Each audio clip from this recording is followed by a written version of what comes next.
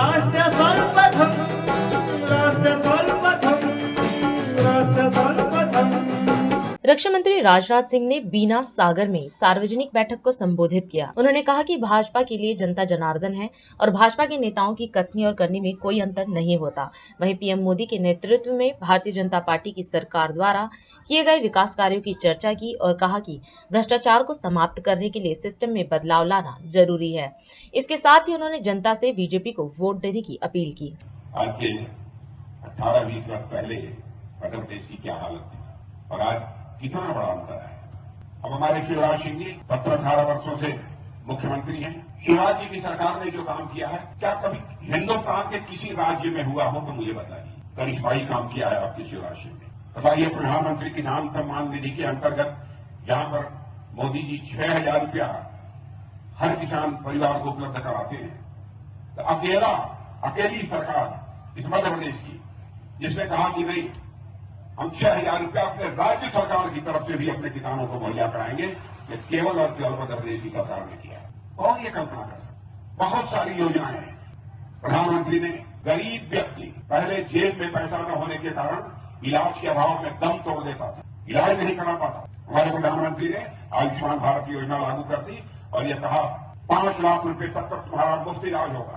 और ये 5 लाख रुपए में भी यदि तुम्हारी बीमारी ठीक नहीं हुई तो 5 लाख का फिर तुम्हारा मुफ्त इलाज होगा। क्या कभी भारत के लोगों ने सोचा था? मेरे बहन भाइयों, सारी दुनिया में कहीं पर भी इस प्रकार की योजना आपको देखने को नहीं मिलेगी। कई ऐसी चीजें। अब मैं विकास के आरोप की चर्चा करूं तो बहुत लंबी सूची है, बहुत कुछ करने होने की जरूरत नहीं है।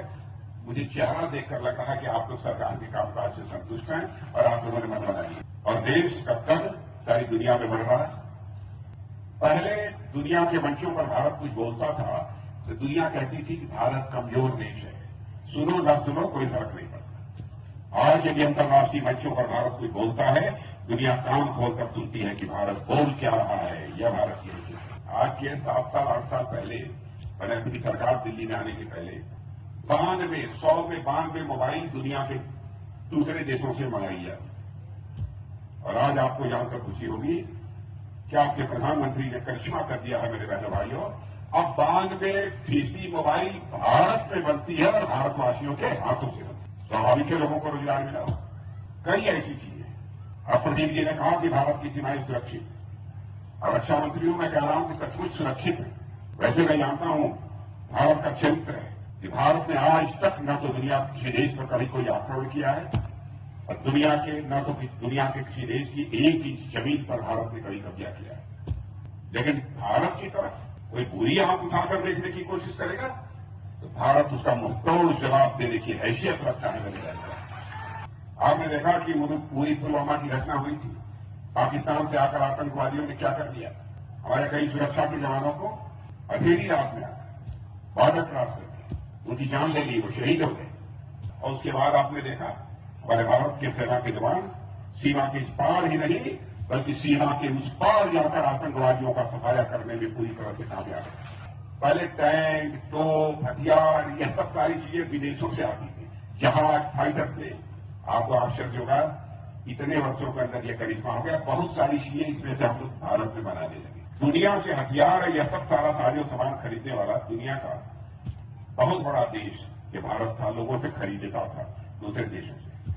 लेकिन आज 5-6 वर्षों के अंदर ही आपको जानकर खुशी होगी कि हम लोगों ने 20,000 करोड़ रुपए का एक्सपोर्ट कर दिया है।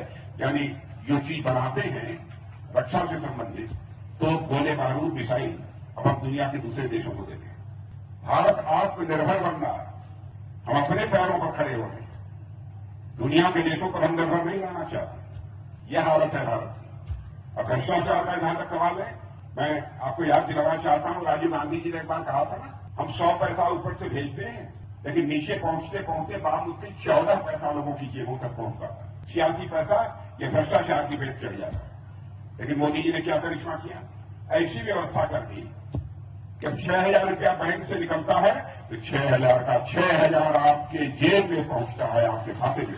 तो भ्रष्टाचार भी ये भाषण देकर समाप्त नहीं किया जा सकता, बल्कि सिस्टम में, व्यवस्था में बदलाव लाकर ही समाप्त किया जा सकता। राष्ट्र सर्वप्रथम राष्ट्र